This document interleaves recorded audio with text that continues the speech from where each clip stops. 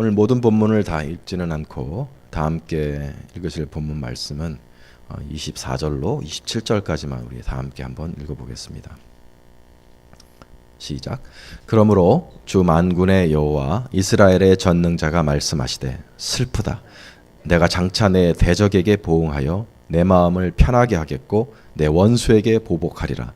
내가 또 내 손을 내게 돌려 내 찌꺼기를 잿물로 씻듯이 녹여 청결하게 하며 내 혼잣물을 다 제하여 버리고 내가 내 재판관들을 처음과 같이 내 모사들을 본래와 같이 회복할 것이라. 그리한 후에야 내가 의의 성읍이라 신실한 고을이라 불리리라 하셨나니 시온은 정의로 구속함을 받고 그 돌아온 자들은 공의로 구속함을 받으리라. 아멘.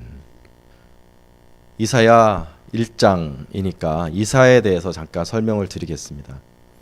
이사야가 활동한 시기는 우시야 왕으로부터 므낫세 왕까지 굉장히 오랜 시간을 장수한 선지자이기도 하고 5 왕을 거친 선지자이기도 합니다. 이사야 6장을 보시면 여러분 우시야 왕 말년에 이사야가 하나님으로부터 부르심을 받는 장면이 나오죠. 높이 들리신 우리 하나님을 배웠는데 화로다 내가 망하게 되었도다. 내가 입술이 부정한 백성 중에 거하면서 만군의 왕이신 여호와를 배웠음이로다. 이사야가 절망하고 있을 때 천사가 와서 숯불로 그 입을 지진 후에 내 죄가 사해졌도다. 하나님께서 내가 누구를 보낼꼬 하니까 이사야가 제가 여기 있나 나를 보내소서. 그 유명한 이야기가 나오죠. 그게 바로 그 이사야가 딱 선지자로 부름을 받는 그 첫 장면입니다. 우시야 왕 말년. 우시야 왕 말년에 그러니까 아마 20세쯤 되었으리라 그렇게 생각을 합니다. 20세. 그리고 요담 아하스 왕을 합치면 한 30년 정도 됩니다. 그러니까 20세로부터 한 50세까지 젊고 왕성할 때 요담과 아하스 때 청년 선지자로 일을 하였고 이제 50세부터 80세까지 한 30년간을 히스기야 왕과 그 인생의 절정기를 함께 했습니다. 그러니까 이사야의 사역의 절정기는 히스기야 왕 때예요. 그러니까 므낫세 유다 왕 중에서 가장 악한 왕이죠. 가장 악한 왕이 나타났을 때 드디어 이사야는 순교를 당하게 됩니다. 파란만장한 일생을 살아간 선지자이신데요. 오늘 이 1장이 그리고 있는 이 이스라엘의 타락한 모습은 아마도 이 5 왕 중에 저는 아하스 왕 때와 히스기야 왕 때가 아닐까. 왜냐하면 이스라엘이 특별히 여기서 말하는 이스라엘은 이제 유다를 특별히 말하는데 왜냐하면 북쪽 이스라엘은 이제 망한 때였거든요. 아마 이때 모습은 그 아하스 때로부터 시작된 그런 유다의 타락이 아니었을까 그렇게 생각을 해봅니다. 유다 왕 중에서 이 아하스 왕이 이 므낫세 왕과 함께 가장 악한 왕 중에 하나였어요. 북이스라엘은 사실 태생부터 우상을 섬기는 왕조였죠. 여로보암 때로부터 금송아지를 섬겼고 아합 왕 때 뭐가 들어왔어요? 바알 신앙이 들어오고 북쪽 이스라엘은 그러니까 처음부터 끝까지 전부 우상을 섬기던 그런 나라였는데 남쪽의 유다는 그래도 좋은 왕들이 많았습니다. 그래서 우상을 섬기는 왕들이 없었는데 처음으로 이 유다 왕조의 처음으로 우상을 수입한 왕이 이 아하스 왕입니다. 아수르라는 거대한 제국이 일어나고 있어서 이 아수르로부터 살아남기 위해서 이 아수르와 동맹을 맺고 아수르의 신앙을 가져온 거예요. 아수르의 신앙을 수입을 해서 특별히 거기에 몰렉이라는 신이 있었는데 그 몰렉이라는 신을 아수르가 섬겼습니다. 그 아수르가 섬겼던 몰렉 신을 섬기는 방법이 뭐냐 하면 자기 자식을 잡아 바치는 거예요. 자기 자식을 태웁니다. 그래서 이 아하스는 자기 자식을 몰렉에게 잡아 바쳤어요. 그걸 따라서. 그 정도로 여호와 신앙을 버리고 우리 아수르의 우상을 가져왔기 때문에 왕이 그 지경이 되었으니까 온 나라가 어떻게 되겠어요? 아주 혼잡한 신앙을 가지게 되었습니다. 여호와 신앙을 공식적으로 배척한 것은 아니에요. 그러나 하나님 신앙과 이 우상 신앙이 이방의 신앙이 섞여 있는 그런 혼잡한 신앙을 가진 시대였습니다. 그래서 어떻게 잘 살았습니까? 아수르에게 붙어서 잘 살았을까요? 아니요. 잘 살지 못했습니다. 결코 평안하지 못했습니다. 먼저 북쪽 이스라엘은 아수르에게 완전히 점령을 당하게 되죠. 히스기야 왕 때 북쪽 이스라엘은 호세아 왕이 다스리고 있었는데 바로 그 호세아 왕 때 이스라엘은 완전히 점령을 당하게 됩니다. 아수르로부터. 아수르는 굉장히 잔인한 제국입니다. 그저 한번 전쟁에서 이겨서 봤지? 우리가 너보다 세다. 우리 말 잘 들어 하고 떠나는 게 아니에요. 로마처럼. 그것을 점령하고 나면은요. 그 나라를 쑥대밭을 만들어 놓습니다. 어떻게 해요? 거기 있는 사람들 전부 죽이든지 아니면 거기 있는 북쪽 이스라엘의 사람들 전부 다른 나라로 다 옮겨버립니다. 이주 정책을 펼치는 거죠. 그러니까 대신 다른 나라에 살고 있던 사람들을 그 북쪽 이스라엘에 섞어버려요. 인구를 혼합시켜버립니다. 그러니까 북쪽의 이스라엘은 이제 이스라엘 사람들이 아닌 거예요.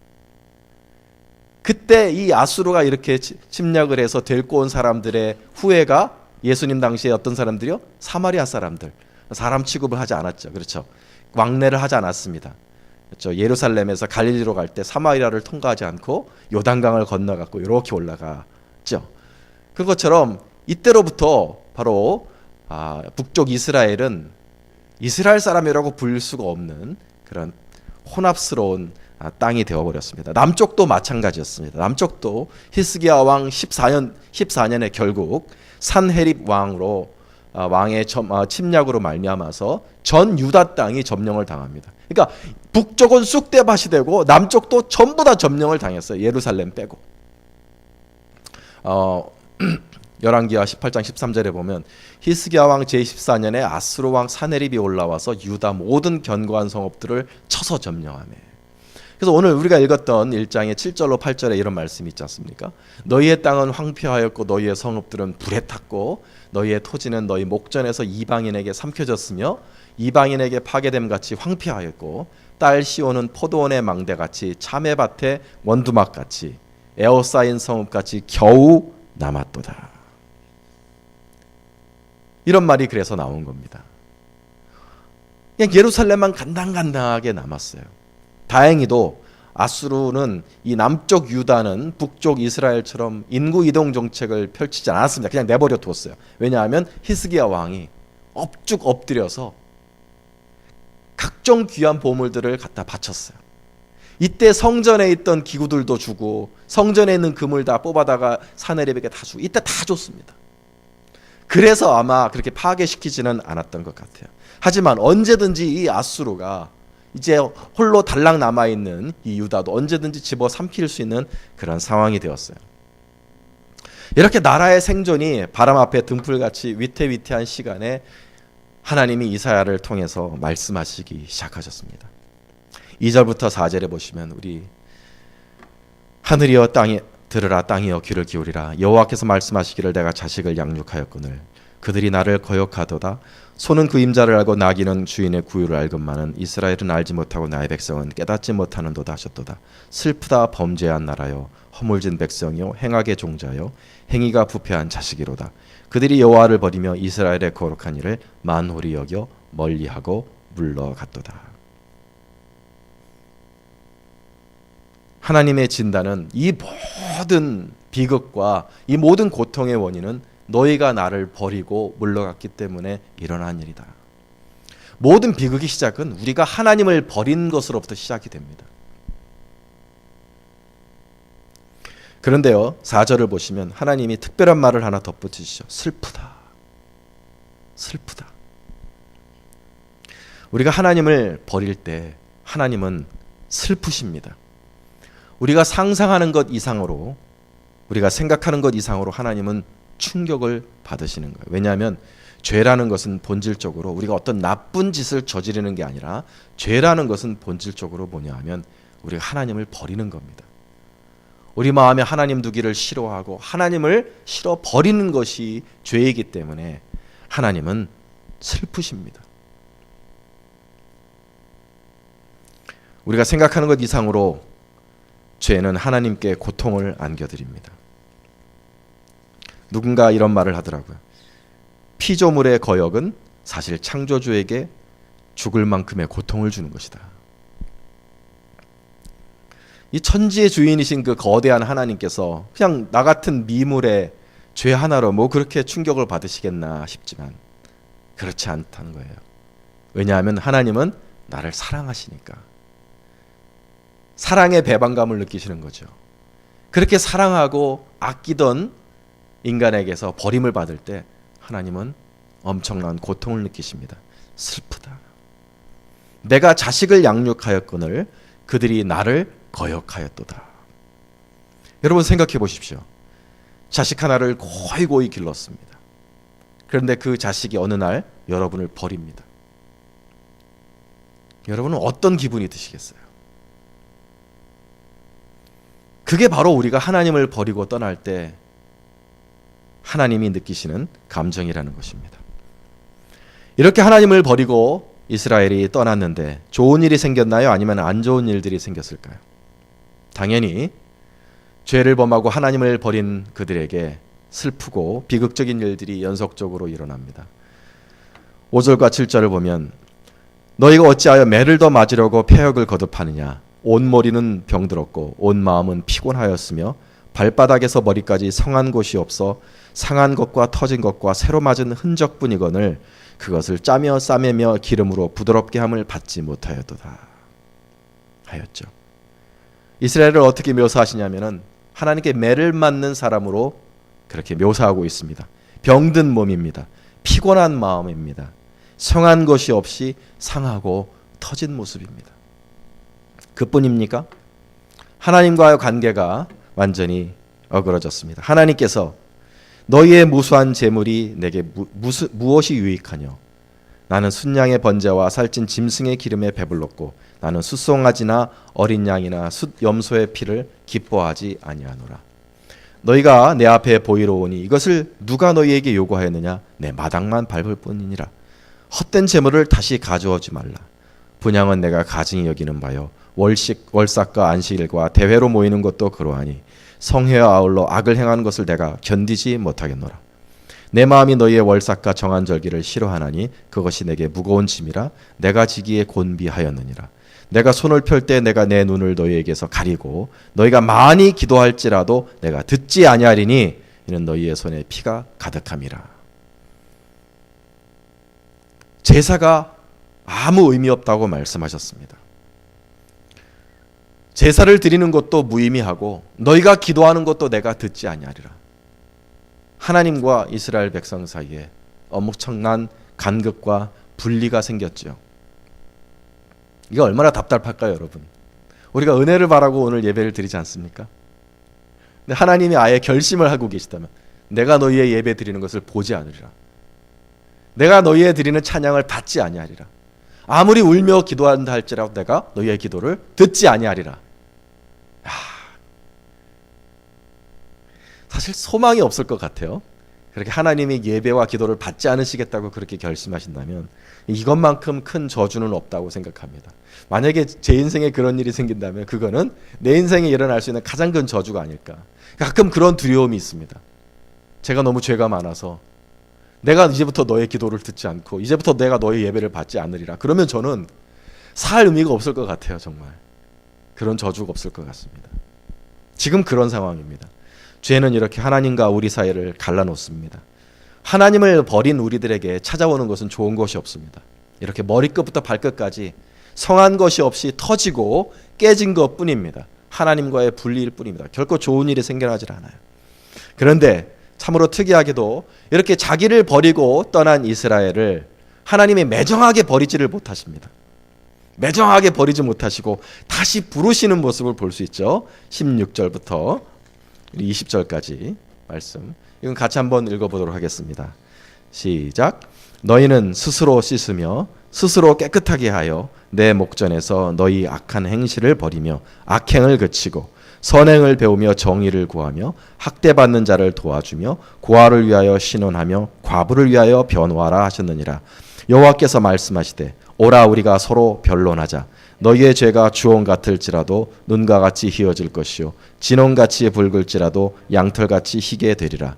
너희가 즐겨 순종하면 땅의 아름다운 소산을 먹을 것이요 너희가 거절하여 배반하면 칼에 삼켜지리라. 아멘. 돌아와라. 나의 길로 돌아오라.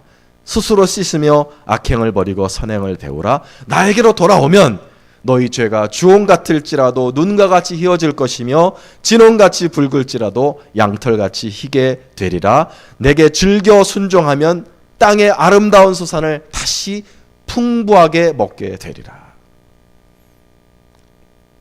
여러분, 우리에게 희망이 있는 것은 하나님의 이러한 성품 때문입니다. 저는 이러한 하나님이 너무 좋습니다. 내가 이 세상에 태어나서 마주치게 된 이 신이 그저 죄를 범하고 자기를 떠난 피조물을 심판하시기만 하는 하나님이 아니시라. 자기를 버리고 떠난 그 이스라엘이 다시 돌아오기를 기다리시고 돌아오면 언제든지 회복하시기를 원하시는 사랑과 자비의 하나님이시라는 것이 저는 너무 좋습니다. 제가 신을 선택할 수는 없는 건 아닙니까? 내가 이 세상에 태어나서 발견하게 된 신이 그렇게 사랑과 자비를 가지고 계신 신이라는 것이 저는 너무너무 좋습니다. 이것이 우리의 희망입니다. 하나님은 이러한 성품을 가지고 계신 분입니다. 언제든지 돌아오기만 하면 내가 너의 죄를 용서하고 내가 너를 다시 회복시키리라. 바로 이런 하나님이시기 때문에 우리에게는 언제나 희망이 있는 것 아니겠습니까? 잘못하고 하나님을 떠나서 실컷 두드려 맞고 인생이 터지고 온몸이 병들었다 할지라도 다시 돌아가기만 하면 우리 하나님께서 나를 맞아주시고 안아주시고 회복해 주시는 하나님이시라는 것이 신약 성경 돌아온 탕자의 비유에만 있는 것이 아니라 구약 성경에도 있다는 것입니다. 그래서 하나님은 신구약 성경을 통틀어서 언제나 동일하게 영원히 인자하시며 자비하신 하나님이시라는 것이 오늘 나와 있는 것 아니겠습니까? 오늘 1장의 뒷부분에도 그 내용이 똑같이 나옵니다. 오늘의 설교 본문인데요. 24절로 26절 우리 같이 한번 읽어보겠습니다. 시작. 그러므로 주 만군의 여호와 이스라엘의 전능자가 말씀하시되 슬프다. 내가 장차 내 대적에게 보응하여 내 마음을 편하게 하겠고 내 원수에게 보복하리라. 내가 또 내 손을 내게 돌려 내 찌꺼기를 잿물로 씻듯이 녹여 청결하게 하며 내 혼잣물을 다 제하여 버리고 내가 내 재판관들을 처음과 같이 내 모사들을 본래와 같이 회복할 것이라. 아멘. 우리 하나님 어떤 하나님이시라고요? 내가 너를 회복할 것이라. 본래와 같이 회복할 것이라. 내가 너의 혼잣물을 제하여 버리고 본래와 같이 회복할 것이라. 이것이 우리의 희망입니다. 이게 얼마나 감사합니까? 분명 우리 죄로 인하여 하나님은 때리시는 분이시고 매를 대시는 분입니다. 그러나 영원히 그 분노를 영원히 품지 아니하시고 우리가 돌아오기만 하면 금세 마음을 푸시고 회복의 은혜를 베푸시는 그런 분이라는 것이 얼마나 감사합니까? 이사야와 동시대를 살았던 선지자가 한 분 계셨죠? 바로 미가 선지자입니다. 미가 선지자. 정확하게 동시대를 살았어요. 동시대를 살았던 이 미가 선지자가 하나님에 대해서 참으로 이사야 선지자와 똑같은 말씀을 하십니다. 같이 한번 읽어볼까요? 시작. 주와 같은 신이 어디 있으리이까? 주께서는 죄악을 사유하시며 그 기업에 남은 허물을 넘기시며 인애를 기뻐하심으로 노를 항상 품지 아니하시니이다. 다시 우리를 긍휼히 여기셔서 우리의 죄악을 발로 밟으시고 우리의 모든 죄를 깊은 바다에 던지시리라. 아멘. 미가서 7장에 있는 말씀입니다. 그래서 우리가 죄로 말미암아 하나님께 매를 맞고 있는 중에서라도 우리에게는 소망이 있습니다. 그것은 우리의 하나님이 나의 죄를 사하시는 분이시며 허물을 덮어주시는 분이시기 때문입니다. 노를 항상 품지 않으시기 때문입니다. 그래서 소망이 있습니다. 다윗도 시편에서 이와 같은 하나님을 찬양한 바가 있습니다.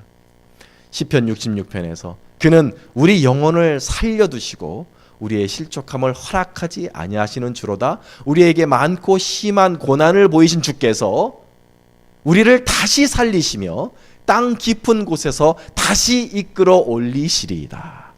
다시라는 말을 반복하고 계시죠. 우리에게 많고 심한 고난을 보이시기도 해요. 왜냐? 하나님 때리시는 겁니다. 우리의 범죄에 대해서 하나님이 진노하시며 우리를 때리시기도 해서 그러나 다시 우리를 다시 살리시며 다시 이끌어 올리시는 분이 하나님이시라는 것을 다윗도 찬양하고 있습니다. 이렇게 성경의 많은 선지자들은 우리 하나님을 어떻게 묘사하고 있느냐? 우리 하나님은 영원히 노하지 아니하시는 분이시다. 그래서 여러분, 낙심할 필요가 없습니다. 지금 내가 죄로 인해서 매맞고 온몸이 성한 곳이 없이 터져 있고 내 기업과 내 삶의 터전이 황폐해 있다 할지라도 우리가 낙심할 필요가 없고 절망할 필요가 없습니다. 하나님과 나 사이가 완전히 끝난 것이 아닙니다.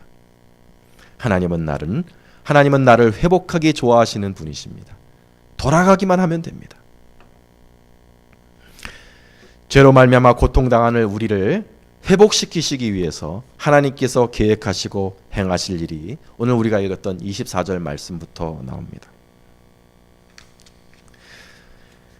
그러므로 주 만군의 여호와 이스라엘의 전능자가 말씀하시되 슬프다 내가 장차 내 대적에게 보응하여 내 마음을 편하게 하겠고 내 원수에게 보복하리라. 첫 번째로 우리 하나님은 마귀를 밟아버리신다. 마귀를 밟아버리심으로 우리를 회복하시겠다고 말씀하셨어요. 이 말의 특징을 잠깐 보시면 장차 내 대적에게 보응하여 내 마음을 편하게 하겠고 내 원수에게 보복하리라. 장차라는 말에 여러분 주의를 기울이셔야 합니다. 장차라고 하셨어요. 그러니까 히스기야 왕 때 이 일이 이루어질 일이 아니라 앞으로 이루어질 일이라는 것입니다. 즉 예수 그리스도 안에서 이루어질 일이라는 것입니다. 구약에 나오는 하나님의 약속은 그렇게 예수님 안에서 이루어지는 일로 보고 그렇게 읽으셔야 돼요. 그러면 원수에게 보복하리라 이 말은 무슨 뜻입니까? 북쪽 이스라엘을 쑥대밭으로 만들고 지금 남쪽 유다도 먹을까 말까 간당간당하게 만들어버린 그 아수르 제국을 내가 완전히 뿌리 뽑아버리리라. 하나님이 그 아수르 제국을 원수라고 말씀하시는 걸까요? 여기서 말하는 원수가 뭘까요? 여기서 말하는 원수라는 것은 아수르라는 어떤 악한 국가 하나를 의미하는 것이 아니고 이 세상의 모든 악의 배후에 있는 진짜 하나님의 원수, 세상 사람들을 유혹하여 타락시키고 있는 원수 마귀를 말하는 것입니다. 원수 마귀에 대해서 하나님의 분노를 갖고 계세요. 원수 마귀는 하나님의 원수입니다. 내가 장차 보복하리라. 우리 하나님께서 원수 마귀에 대해서 내가 너를 보복하리라. 아담과 하와가 처음 범죄하였을 때부터 하나님은 마귀에게 보복하실 생각을 갖고 계셨죠. 여인의 후손에게 이렇게 하나님이 말씀하셨어요. 여인의 후손이 내 머리를 밟으리라. 뱀의 머리를 밟으리라. 하나님은 원수에게 보복하실 생각을 처음부터 갖고 계셨어요. 그 계획이 어떻게 이루어졌느냐? 예수 그리스도 안에서 이루어졌습니다. 원수 마귀가 예수님의 십자가 대속으로 말미암아 십자가 위에서 무장해제되고 원수 마귀는 모든 힘을 잃게 되었는 줄로 믿습니다. 왜냐하면 마귀가 가진 가장 큰 무기가 뭐냐면 율법의 정죄입니다. 마귀는 율법에 정통한 존재입니다. 율법을 가지고 사람들을 죄인으로 만들고 하나님을 이용해서 지옥에 던져버리는 것, 하나님의 심판을 받을 존재로 만들어버리는 것이 마귀의 특기예요.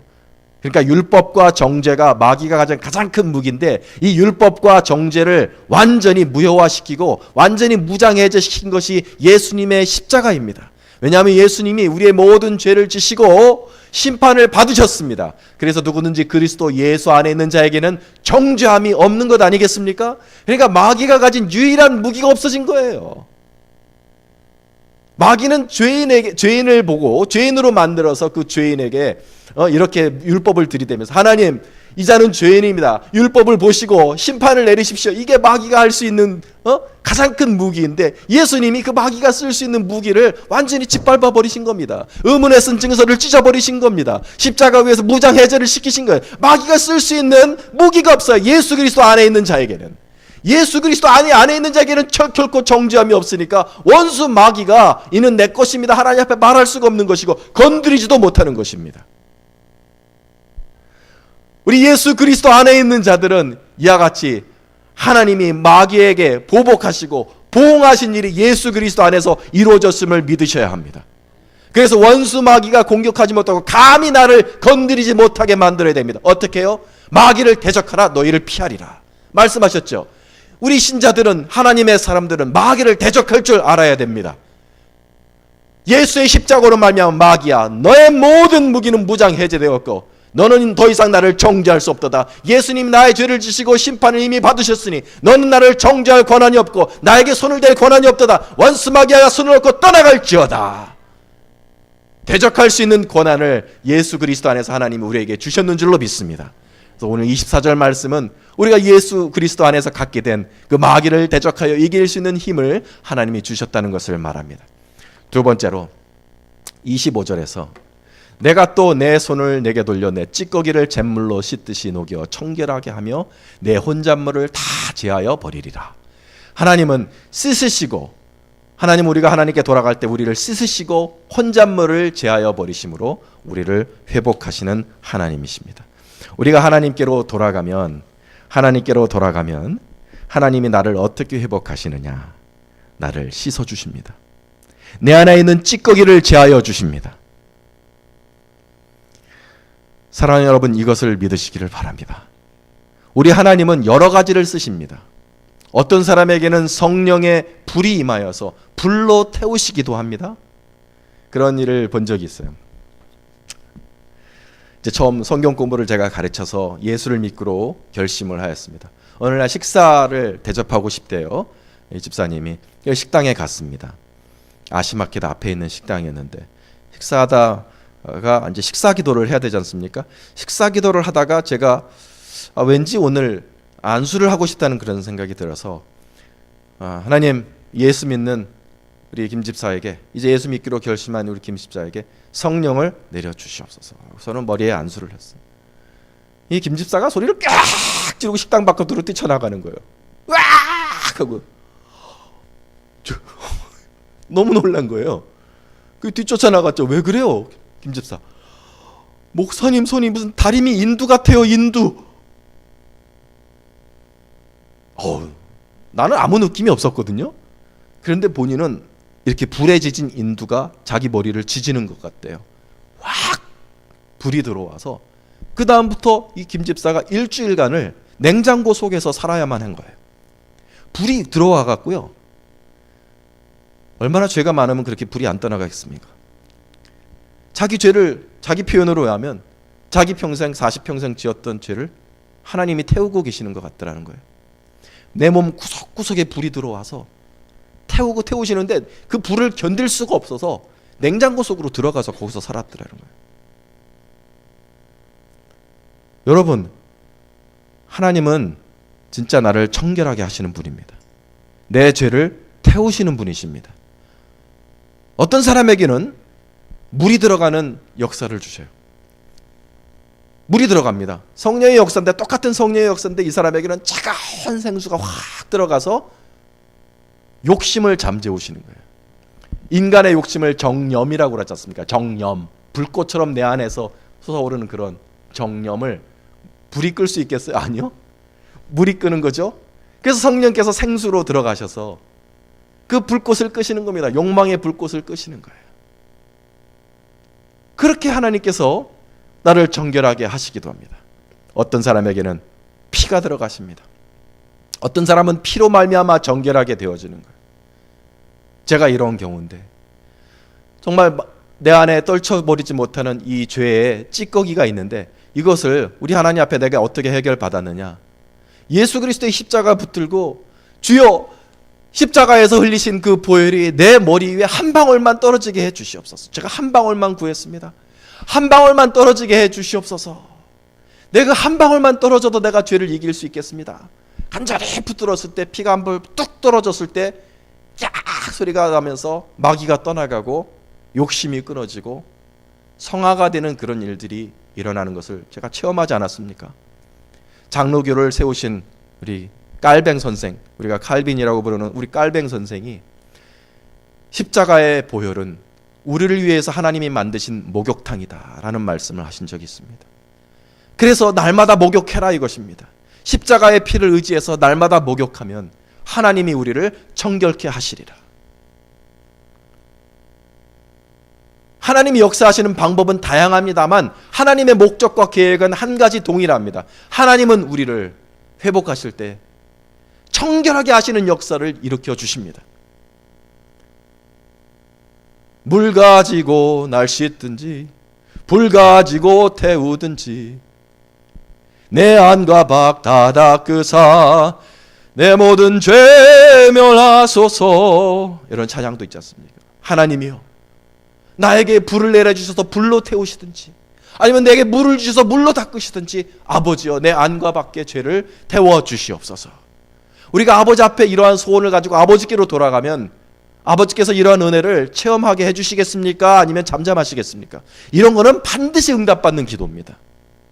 사랑하는 여러분, 우리가 주님께로 돌아갈 때 아버지여 이제 주님께로 돌아갑니다.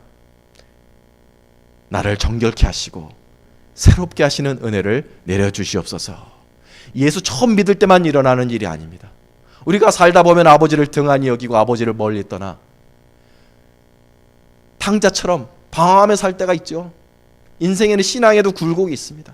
아버지께로 다시 돌아갈 때 바로 이러한 은혜를 구하실 수 있기를 주님의 이름으로 축원합니다. 아버지 하나님께서 응답하실 것입니다. 불을 주시든지 물을 주시든지 피를 주시든지 우리 하나님은 그렇게 역사하시는 하나님이십니다.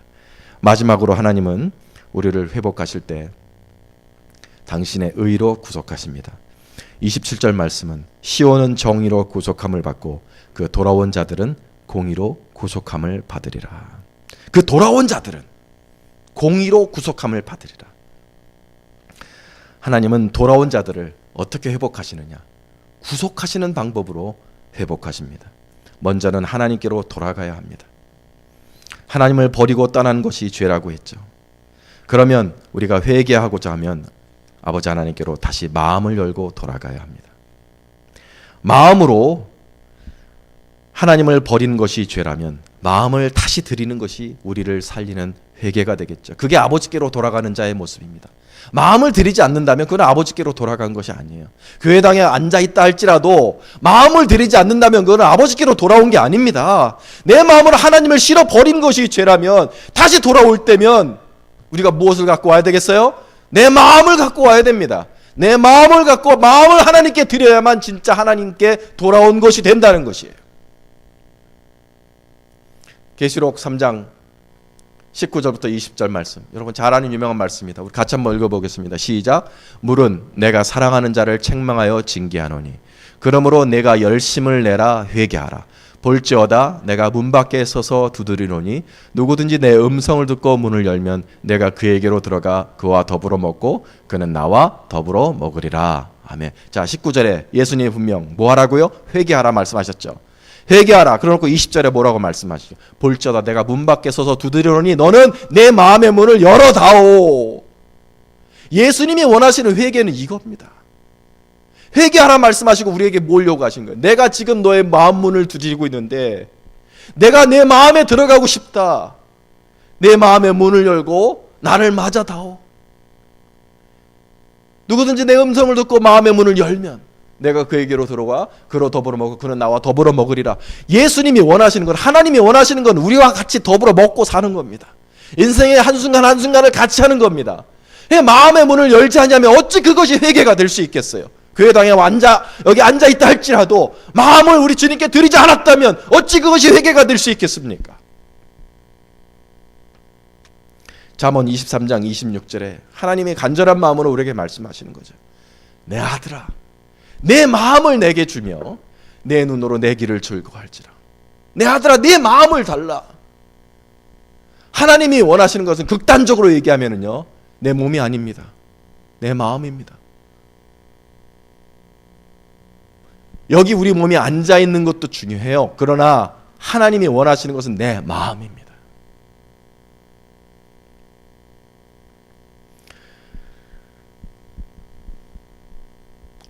하나님께로 돌아갈 때 이렇게 마음을 드리면서 돌아가는 저와 여러분 될 수 있기를 주님의 이름으로 축원합니다.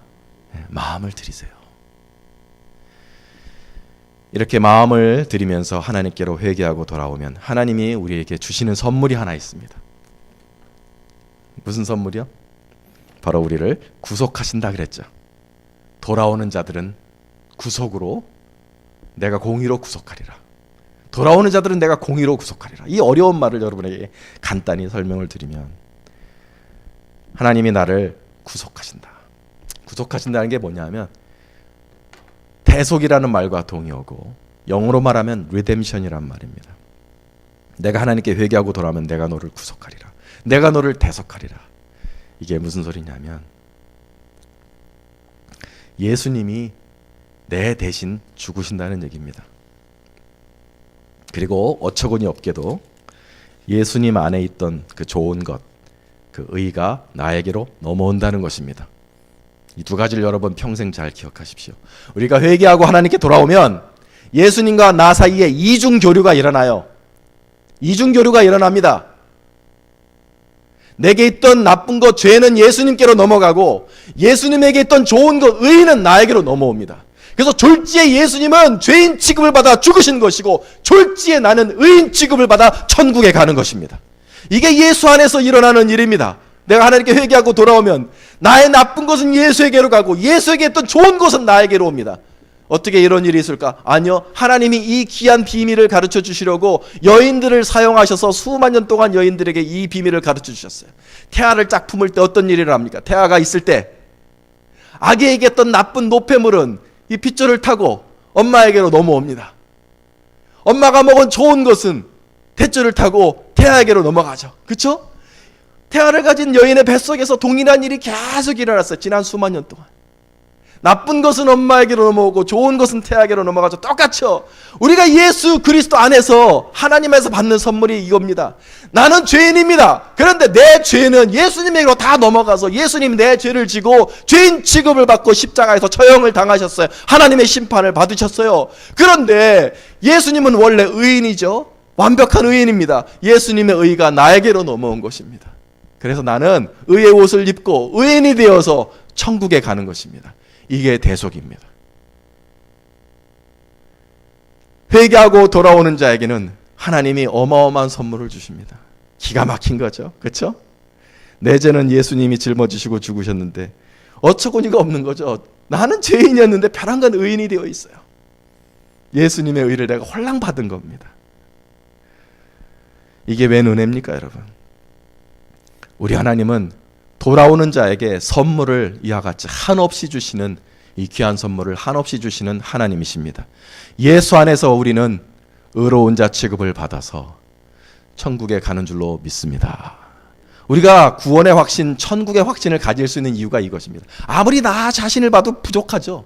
나는 평생 내가 착한 일을 해서는 천국에 갈 수가 없어요. 왜냐하면 그런 확신을 가질 수가 없습니다. 그런데 우리가 대속받았기 때문에, 구속받았기 때문에, 내 죄는 예수님에게로 넘어가고 예수님의 의는 나에게로 넘어갔기 때문에 나는 의인이다, 나는 천국에 갈 수 있다, 이렇게 확신을 가질 수 있는 것입니다. 이러한 놀라운 은혜가 있습니다. 사랑하는 여러분, 말씀을 맺겠습니다. 비록 우리가 하나님을 버리고 타락한 그런 과거를 가지고 있다 하여도, 때문에 지금 우리에게 하나님의 징계가 있고 또 삶의 고통이 있다 할지라도 우리에게는 여전히 밝은 소망이 있습니다. 왜냐하면 우리 하나님은 나를 회복하기 원하시는 하나님이시기 때문입니다. 하나님은 우리에게 말씀하십니다. 너는 내게 돌아오라. 내게 돌아오면 내가 너를 회복하리라. 약속하셨습니다. 하나님께로 돌아가면 마귀를 이길 힘을 주십니다. 성령의 생수로 나를 씻으셔서 혼잣물을 제하여 주실 것입니다. 이전보다 나를 순수하게 만들어 주실 것입니다. 마지막으로 하나님께로 돌아가면 하나님은 나를 구속하여 주십니다. 내 죄는 어린 양 대속제물 예수께서 다 지시고 십자가에서 죽으시는 것이고, 나는 순결하고 완전한 예수님의 의를 받아서 하나님 앞에 의로운 자로 대속이 되어집니다. 이렇게 좋은 하나님의 선물이 우리를 기다리고 있습니다. 누구에게요? 돌아오는 자에게. 하나님께로 돌아오는 자에게 이 모든 좋은 선물을 하나님이 주시기를 기뻐하시며 기다리고 계십니다. 사랑하는 여러분, 신앙이 어리건 크건, 믿은 지 얼마 안 되건 믿은 지 오래되었건 간에 언제나 우리 하나님께로 돌아갈 수 있는 저와 여러분 될 수 있기를 주님의 이름으로 축원합니다. 기도하시겠습니다.